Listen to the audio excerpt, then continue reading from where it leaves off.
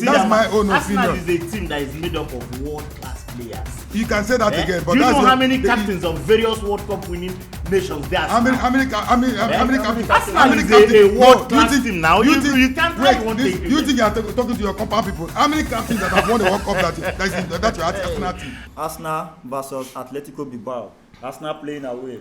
Arsenal coming back to the Champions League after being knocked out by Paris Saint-Germain. How did you see Arsenal performance against Bilbao? Like I told you, we came with a game plan. That was an Arsenal team firing on all cylinders and taking no prisoners. You understand? We came there with the sole aim of beating Atletico. Because if you check in our group, you know that Atletico is one of the weaker teams that we need to get our points off.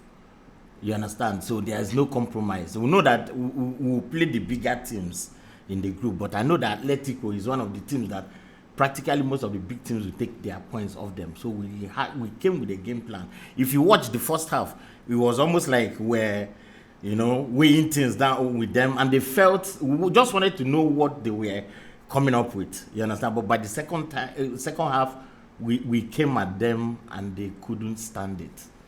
Okay, for our fans, this is another show, another episode. We have to give the fans an in-depth analysis of the game as usual, because that is what our podcast is known for. So, and then Arsenal versus Atletico Madrid. Arsenal started with Atletico Bilbao. They started with the same formation, 4-3-3. Yeah. From the back line, they started with Mascura, started with Gabriel, then Calafiori from the left back, Timber from the right back.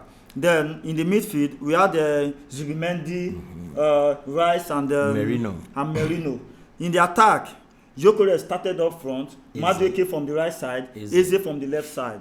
Now, for those that did not watch the game, the analysis of this game boils down to Eze playing from that wing, that left wing. And I have always been of the opinion that Eze is not a natural winger. No, he is not. You understand? He's not. And when they just signed Eze, I said it that this will expose Arteta's experience or as a coach, because we have Odegaard who is injured, who did not play, and then Odegaard, if Odegaard was fit, Odegaard would have fit into the midfield as well. But playing Eze from that wing side, we have Martinelli on the bench. Martinelli and Eze are two different kind of players from that wing, because Martinelli is a speedy player, he's a speedy attacker. So that means if Arsenal want to play an free-flowing attacking football, they have to start Martinelli or Trossard, because they are the winger that will be running that flank. But when you are playing with Eze will always want to come into the midfield to touch the ball with those midfielders, because that is his kind of player. And Eze cannot be running on the flank because he does not have that strength or that speed to be running. So definitely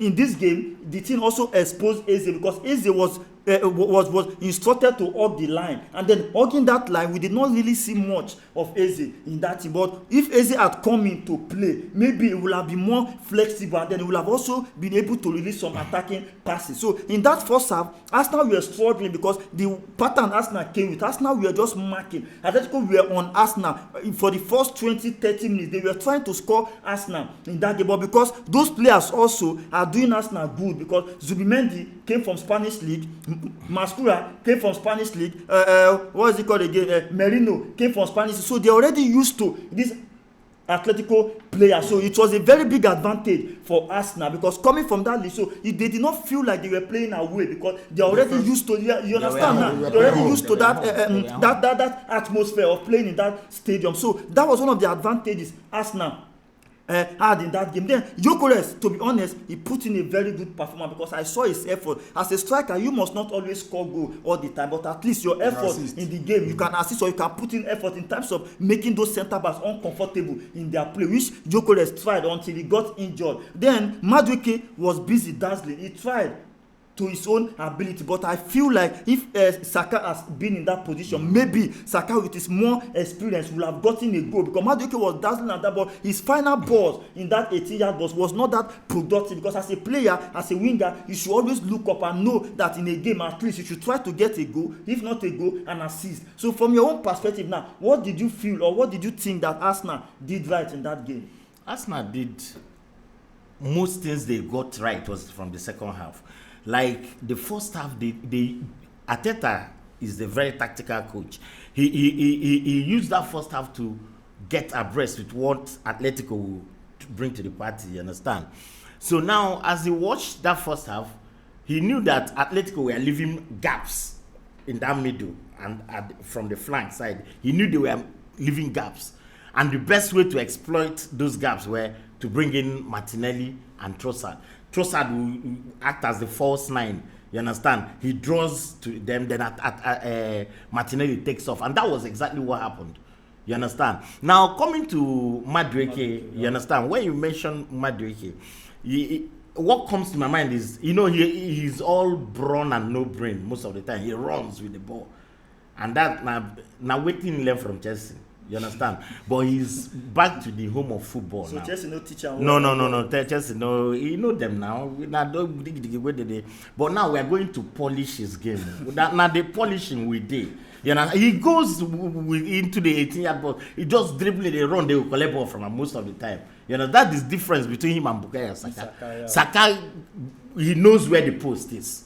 You understand? How he plays with a lot of brain. You understand? He's very intelligent and very calculative, But Madueke is very predictable. Once he picks the ball, you know what he's going to run at you. He's going to make moves to dribble. You understand? Aimlessly. You understand? Most of the time he wants to score, but he can't. You understand? It was just by a stroke of luck that he got that goal against England. When he was playing for England. Yeah. So, but I know that we're going to polish him. You understand? He came as an understudy to Bukayo Saka.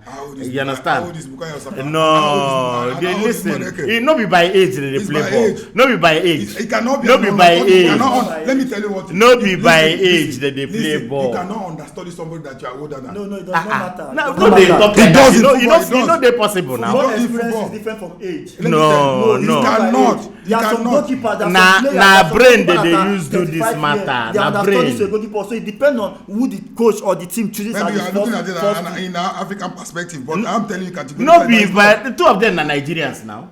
Nigerians how? No, my bet.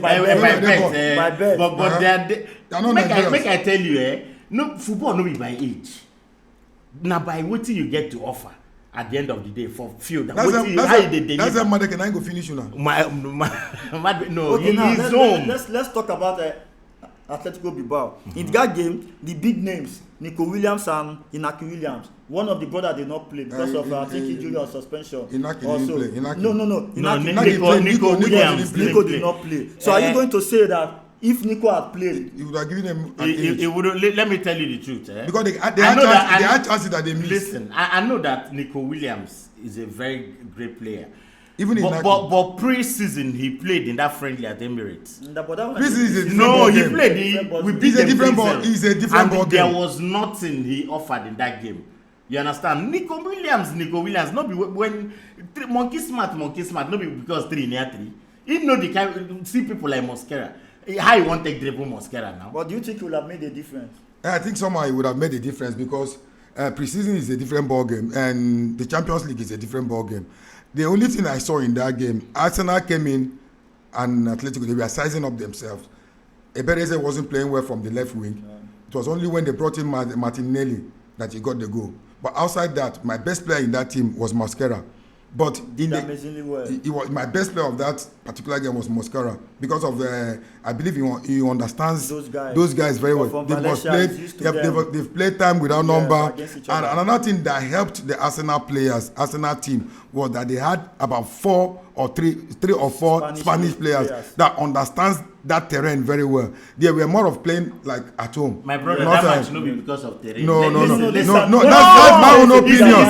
That's my own opinion. That's my own opinion. Arsenal is a team that is made up of world-class players. You can say that again, but do you know how many captains of various World Cup winning nations there are? How many captains? Arsenal is a world-class team now. You can't try one thing. Do you think you are talking to your compound people? How many captains that have won the World Cup that your Arsenal team? Listen. No, don't tell me that. You don't need to say that. Your team is a horribly assembled team. You just come to an open TV and start lying. Listen, how many club captains that have won the World Cup that is in your team? This will be Mendy, or is it? You don't know who Mendy. You don't know them. These are people you already know. Check the depth in that team. The depth in Arsenal. Who won the last World Cup? Three players for every team. Who was the captain of the last Argentina? Does he play for Arsenal? I want to know the captains too. That's listen. Please, we need an apology for that. We just like with time. You apologize to Arsenal. Apologize to me. You lied that you have 3 captains. Okay, now let's come back to the game. Okay. Now let's come back to the game now. I think Arsenal came with a game plan. And that game plan really worked because, like I said, I knew that Arsenal would come out victorious in that game. Why? Because I know that Arsenal defense, most time they don't concede goal anyhow. You understand? And in that defense line, from the first half, Arsenal were compact in that midfield. That was why there was no much flair in that midfield. Maybe probably they did not want to bring in Eze to that midfield, maybe because of the market, because they know that these are Spanish team as well. They are used to, they know how to play with the ball. You understand? So maybe that was why they played Merino, who understand those teams where they play with Mendy and Rice, who can match up that energy. So Arsenal in that first, they knew that they had speedy players in Martinelli and Trossard. So they were waiting for Atletico Bilbao to exhaust their strength and their energy. So that first half, Arsenal were being compact. Trying to contain, they're making sure that they did not concede a goal. Then that was why in the second half they gave Eze a bit more time. Then when Martinelli came in, he had a lot of energy to run down those Atletico Bilbao defenders because already they have been exhausted in terms of attacking Arsenal. So how do you think in that formation? Do you think Arsenal or Arteta game plan really worked from your own perspective? Without anybody telling you, you already know it worked. You understand? He that first half was just like. He just studied them. Yes, you understand. He knew what they would bring. You understand, but he used that first half to confirm it. But by the start, that second half, as the second half was going, he knew that. He said he turned around and saw Martinelli and saw fire in his eyes. He knew that Martinelli was ready to deliver. Because now he now called on him and said, "Go in there and deliver." And Martinelli went to the wall. 36 seconds as he just came in, he took that ball. He ran like a madman. He knew that, let me tell you about us now. The squad depth is outrageously something else. Can't you see it? Martinelli knows that his position in that team is threatened. Yes, exactly what I want to say. Imagine Martinelli being on the bench, a world-class player like that on the bench. You understand? I don't know what Chelsea fans. He just came in from injury. So now, listen now. Martinelli didn't come from any injury. Now he's been available. Now because of Eze, they bench him now. You understand? Now Martinelli knows that his position is under permanent threat with Eze there. You understand? But they don't play the same position. But presently they've been playing Eze there now. Eze can't. Now I know, but naturally Eze plays from the middle. He plays from the middle. The middle plenty now. People play world-class players everywhere. You understand? You can see Odegaard. You can see Nwaneri. You see Merino there. These are play. Merino got a hat-trick. But can I ask you something now? From this current Arsenal squad now that you are seeing now, Merino, Rice, and Zubimendi in that midfield. We have Odegaard who is injured. Now we have Eze who is struggling on the touchline. Now, do you think that Eze should be brought back to that midfield? And do you think with this formation, if Odegaard will return back from injury, should he still be reinstated into that midfield? Arteta is just, tinkering that team. He's just playing around with the team. He wants to get his perfect team, his starting lineup. He hasn't gotten one for now. You understand? Within the week when they asked him about Merino, why he started Merino ahead of this, he said that Merino scored 3 goals for Spain. You understand? Prior to our playing Nottingham Forest, so that he was in the right frame of mind. You understand? He had that confidence, so he was going to deliver. So that was why he started him ahead of Declan Rice. That's I guess not. I feel like the advantage Merino have in that team is that Merino can also play as a striker. He plays everywhere. He believes that whenever Merino starts, if there's a need to change the formation, Merino can easily fit into the attack. And that was what happened again. But now buying Eze now, and Eze is struggling on the touchline now. And now Martinelli, like you said, Martinelli now is being angered by Eze's presence now, and that is one of the advantages when you have good players. That's what we wanted. That competition. That's what we want. Now, Mr. Keman, from your own perspective, from what you see from this Arsenal team, do you think that Arsenal is going to be a threat to the Premier League or to the Champions League? If I want to be very, very objective, I will tell you that Arsenal will go far in the league and the Champions League. For the first time, they talk because of their depth. I said that if I want to be objective, because of their depth. If Arteta gets his act together, and if it's a matter of rotation, he will manage the team very well. They have lots of good players from different wings. You understand? The inclusion of Eze stepped up Martinelli's performance. You understand? And I just believe that if Arteta gets everything right, and he does the right thing, that Arsenal will go far in the league and the Champions League. Okay. They have a good team. Okay. You know, when you have a good team, attackers can get you goals, midfielders can keep the game going. But whenever you want to win league or something, the defense line, and the goalkeeper usually be the best thing that will happen to your team. Currently now we have Masquerade performing well in the absence of Saliba. Now, do you think that with this performance, if Saliba comes back, who will start in that team? Because right now you cannot underestimate this guy's performance, this Masquerade performance now in this absence, and they just signed him this season, and he's a very young boy, 21 years. Now, what do you think that will happen to that defense line if Arsenal team is complete? Who do you think Arteta should be starting? Arteta doesn't operate with sentiments. That's one good thing about him. He's on merit, strictly on merit. He operates on that principle. That's how he works. You see that Mosquera will still start some of the games. I get like Man City now. Mosquera will start that game ahead of Saliba, even if he comes back.